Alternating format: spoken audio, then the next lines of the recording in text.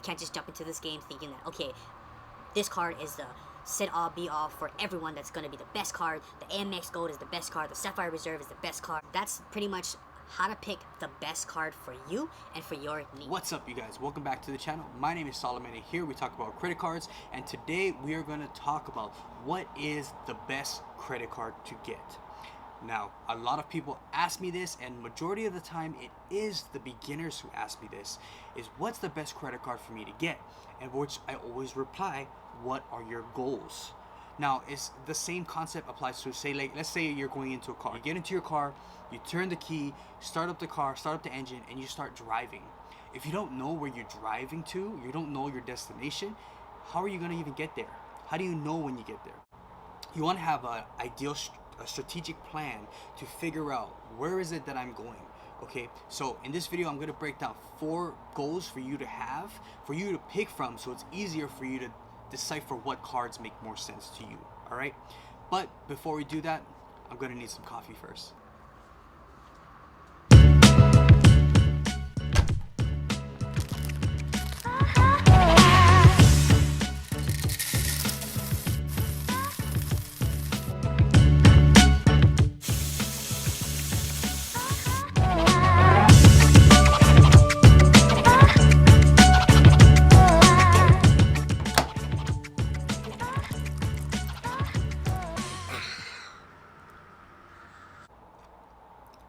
Let's get into the video. Alright guys, so there is 4 categories you need to take into consideration when you first get started, okay? So there is travel cards. So travel cards can be anything from flights to hotels to dining to experiences. We went to Seattle and we used it for the city pass. So travel can fall into that category. So say if that's your goal, you want to do travel, then you would look into travel cards. Now, if you don't travel often and you just like, I don't want to travel, I just want cash, you would look into cashback cards, okay?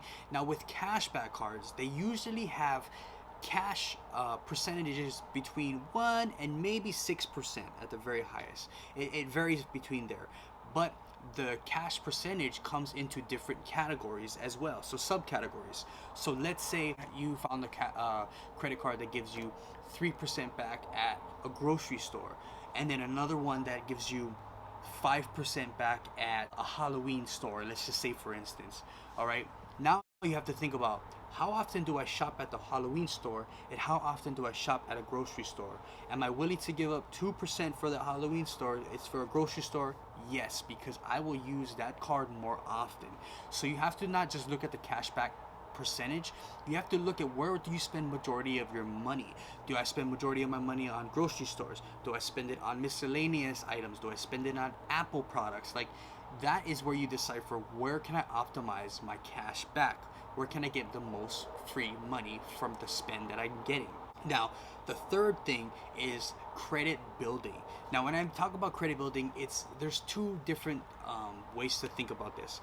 One is if you just started with credit and you have no credit or you don't know what you're doing, you can do stuff like get a secured card. You could go to a bank, or you could apply online and put down a down payment for a credit card to get your foot in the door and get you established. So there's multiple other ways to do it too, but credit building will help you get established so you can apply for the travel cards, for the cashback cards, and etc. There's also, let's say you already have credit line, you want to extend your credit line, then you would look into perhaps buying trade lines. You can ask for more credit, you can transfer credits from one card to another card. There's a bunch of different ways, but there's that. So if, let's say you don't have any credit established, to stick to the beginner's mindset, you have no credit established, then instead of looking for high tier travel cards or cashback cards that might need some established credit already, you're going to start with something basic, something very simple, which is probably like secured cards.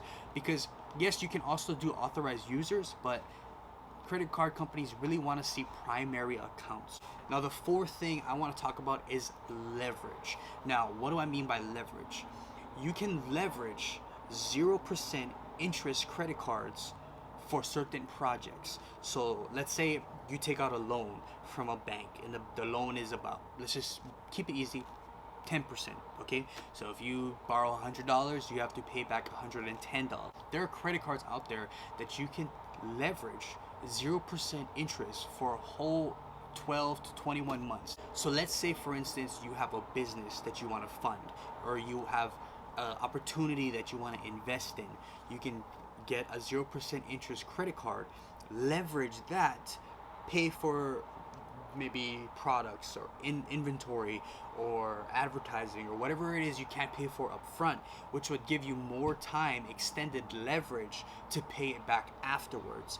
I actually have a friend, he and his, I guess his wife or his girlfriend, they just bought a place, and he said he had to buy a bunch of furniture, and all his furniture he had put on a credit card. It has a kind of a high interest rate, and I was telling him, why don't you apply for a 0% interest card that gives you 0% interest for 12 months and buy the furniture that way? Because that way you'd be saving money on interest, and you wouldn't have to worry about paying interest every single month. A $500 couch, and you're paying 10% on that every single month. You're paying extra cash. That couch can be $1,000 by the time you're done paying for it. Okay, so that's where leverage comes in with the 0% interest card.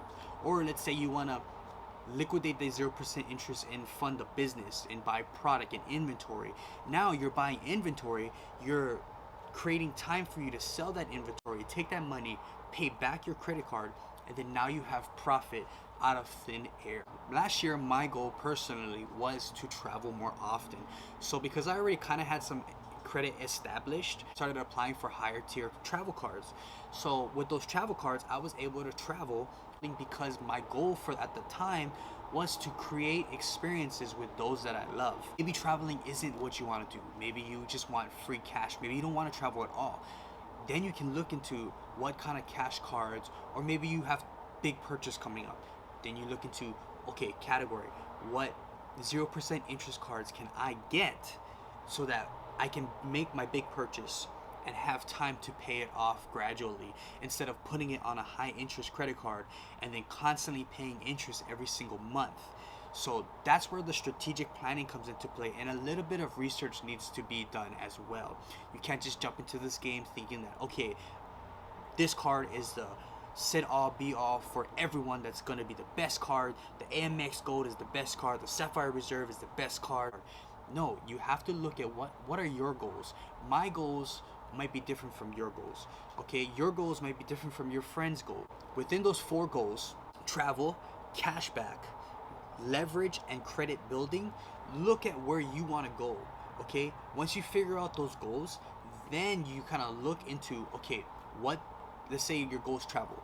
What travel cards fit my price range, or what travel cards best work for me? If I go cashback route, where do I spend the most cash at? Okay, look at all those categories. Then you go, okay, if I spend it more on groceries, if I spend it more on Apple, if I spend it more here, then that's how you figure out what card's best for you. Then you go on, or and vice versa. 0% interest card, what card can I get?